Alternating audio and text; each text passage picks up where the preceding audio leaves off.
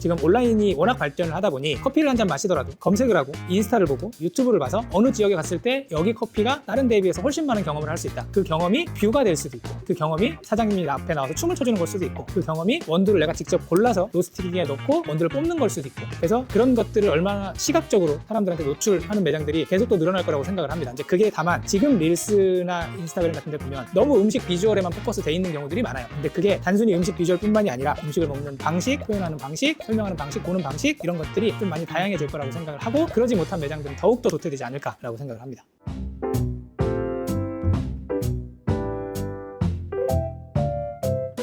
안녕하세요. 외식업 브랜드 만드는 제이아빠입니다. 반갑습니다. 이번에는 2026년 변화 뉴스에 대해서 한번 이야기해 보려고 하는데요. 2026년 외식업에서 가장 크게 변화하게 될 요소는 무엇으로 보시나요? 저는 경험 소비라고 생각을 합니다. 계속해서 이제 경험이 중요하다, 고객에게 뭔가를 느끼게 해줘라, 이제 이런 이야기들이 많은데, 이게 저는 갈수록 심화될 거라고 생각을 해요. 결국에 우리가 어떤 매장에 가서 뭔가 음식을 사 먹더라도 처음에 이 매장을 봤을 때, 들어가서 처음에 응대를 받았을 때, 음식을 먹었을 때, 먹고 계산하고 나왔을 때의 중간중간에 뭔가 다른 데서 경험하지 못했던 것들을 경험하는 매장들이 많아질 거고, 그런 매장들이 살아남을 거라고 생각을 합니다. 그게 이제 어떻게 보면 시발점이라고 했던 게 오마카세라고 생각을 하고요. 근데 이제 그러한 서비스나 혹은 음식을 만드는 사람의 퍼포먼스들이나 점점 그렇게 비싸지 않고 대형이 아니어도 작은 매장들에서 이제 슬슬 실현을 하기 시작을 하거든요. 그래서 고객 입장에서 내가 10,000원을 냈을 때, 똑같은 10,000원을 내고 순댓국을 예를 들어서 먹었을 때 똑같은 맛의 퀄리티라면, 예전에는 조금 인테리어였다면 지금은 어떤 경험을 내가 더 할 수 있는지, 그리고 그 경험에 대해 어느 정도까지 돈을 쓸 수 있는지가 저는 좀 많이 부각이 될 거라고 생각을 합니다. 앞으로 더 중요하게 적용될 가치 소비는 어떤 흐름으로 진행될까요? 결국엔 한 가지의 돈을 가지고 10,000원이든 50,000원이든 가지고 있고, 내가 이 50,000원으로 얼마나 더 많은 걸 할 수 있는지에 사람들이 포커스를 가질 거라고 생각을 해요. 지금 온라인이 워낙 발전을 하다 보니 커피를 한 잔 마시더라도 검색을 하고 인스타를 보고 유튜브를 봐서 어느 지역에 갔을 때 여기 커피가 다른 데에 비해서 훨씬 많은 경험을 할 수 있다. 그 경험이 뷰가 될 수도 있고, 그 경험이 사장님이 앞에 나와서 춤을 춰주는 걸 수도 있고, 그 경험이 원두를 내가 직접 골라서 로스팅기에 넣고 원두를 뽑는 걸 수도 있고, 그래서 그런 것들을 얼마나 시각적으로 사람들한테 노출하는 매장들이 계속 또 늘어날 거라고 생각을 합니다. 이제 그게 다만 지금 릴스나 인스타그램 같은 데 보면 너무 음식 비주얼에만 포커스 돼 있는 경우들이 많아요. 근데 그게 단순히 음식 비주얼뿐만이 아니라 음식을 먹는 방식, 표현하는 방식, 설명하는 방식, 보는 방식, 이런 것들이 좀 많이 다양해질 거라고 생각을 하고, 그러지 못한 매장들은 더욱더 도태되지 않을까라고 생각을 합니다.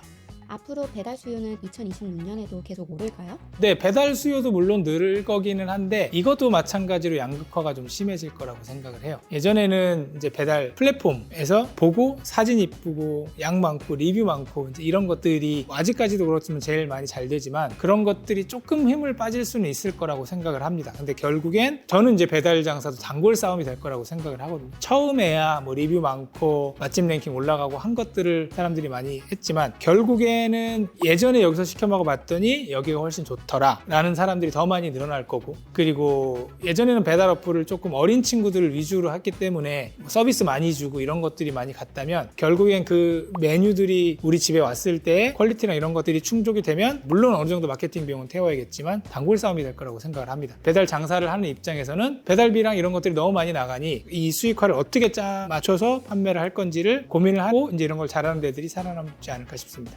그럼 반대로 홀 장사는 살아남을 수 있을까요? 아까 말씀드린 것처럼 여러 가지 경험이나 트렌드에 맞춰서 움직이면 홀 장사는 더, 저는 배달보다는 성공 확률이 높다고 생각을 해요. 근데 그게 잘 되는 데들이 배달을 추가해서 더 잘 될 수 있기 때문에 홀 장사가 좀 개인적으로 먼저라고 생각합니다. 2026년에는 어떤 메뉴군이 다시 뜰까요? 저는 건강식이라고 생각을 해요. 근데 이제 건강식이라고 하면 오해를 하시는 게, 샐러드나 아직도 먼 얘기지만 뭐 콩고기 막 이런 한창 이슈가 됐었잖아요. 근데 건강식의 전제 조건은 맛이 비건강식보다 떨어지면 안 돼요. 왜냐면 건강식이라고 하면 우리는 예를 들어서 비타민을 사 먹거나 건강을 챙길 수 있는 방법은 많이 있습니다. 근데 똑같은 음식을 2개를 놓고 봤는데 가격도 비슷하고 맛도 비슷한데 얘가 훨씬 더 건강해 라는 게 보여지면 저는 이건 뜰 거라고 생각을 해요. 그래서 건강식이라고 갑자기 뭐 생뚱맞게 베지테리언 메뉴 갖다 놓고 그냥 풀떼기에다가 소스 뿌려주고 이런 건 저는 잘 안 된다고 생각을 하거든요. 그래서 어떻게 보면 건강식을 맛있게 만들지, 요거를 잡는 데들이 잘 되지 않을까 생각을 합니다.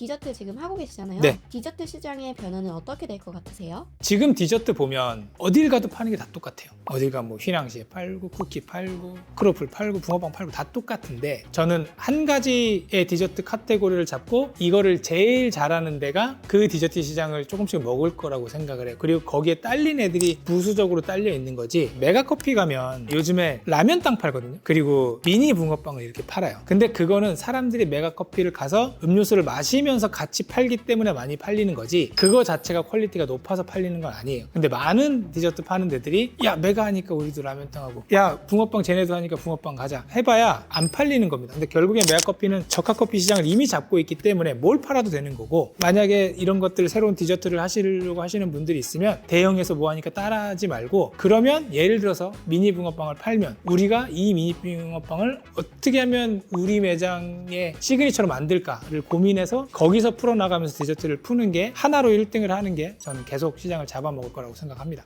건강식을 아까 말씀해 주셨는데 그럼 어떤 전략으로 가야 2026년에 승산이 있을까요? 이게 다이어트 하시는 분들을 보면 점심에 샐러드 먹고 저녁에 삼겹살 먹는 경우들이 있거든요. 근데 그건 자기 만족을 위한 다이어트식이에요. 근데 이제 샐러드 매장들이 많지만 샐러드 매장들, 뭐 포케 매장들 이런 들이 잘 안 되는 이유는 사람들이 포케나 샐러드나 이런 걸 하루에 한 끼씩 못 먹습니다. 일주일에 하나 자기 만족으로 먹는 거예요. 그러면 이 샐러드를 어떻게 삼겹살처럼 포장을 하고 삼겹살 먹는 사람들이 아 나는 다이어트 했다라는 자기 최면을 할 수 있게끔 만드는지가 저는 승패라고 생각을 해요. 그래서 제가 예전에 강남에 샐러드 매장 컨설팅하러 갔을 때도 샐러드는 밑에 깔고 위에다가 삼겹살 기름 빼서 수육 올려주고 고기 같은 거 많이 넣어주라고, 그리고 고기 넣어주는데 이 고기는 저녁에 소주에 삼겹살 먹는 고기보다 훨씬 더 건강하고 훨씬 더 좋은 거야 를 어필을 해야 된다고 생각을 해요. 그래서 건강식이 메인이 아니라 어떤 메뉴가 그 대중적인 보통의 메뉴보다 건강식이야 로 접근을 하는 게 저는 건강식 시장을 조금 잡지 않을까라고 생각을 합니다. 우리나라에 치킨집이 엄청나게 많지만 치킨집이 그래도 잘 되는 데들이 많아요. 고깃집도 진짜 어마무지하게 많지만 잘 되는 데들이 많아요. 그 이유는 이게 대중적이기 때문이거든요. 그래서 장사를 준비하시는 분들이 내가 어디서 새로운 신박한 아이템을 들고 와야겠다라고 해서 아무 데도 없는 걸 들고 오는 경우들이 많아요. 근데 그런 거는 사람들이 쉽게 찾기가 어렵습니다. 대기업들도 망하는 거예요. 그래서 결국엔 대중적인 거를 들고 와서 이 대중적인 거를 어떻게 트렌드에 녹일지, 어떻게 내가 장사하려는 상권에 맞출지를 고민을 하는 게 저는 맞는 스텝이라고 생각을 해요. 그래서 그런 식으로 너무 막 새로운 아이템 찾지 마시고 대중적인 거에서 살짝씩만 바꿔서 그 동네에서 차별화를 하시는 방향으로 창업 준비를 하셔야 되지 않을까 싶습니다. 카페는 제외고요. 카페는 추천하지 않습니다.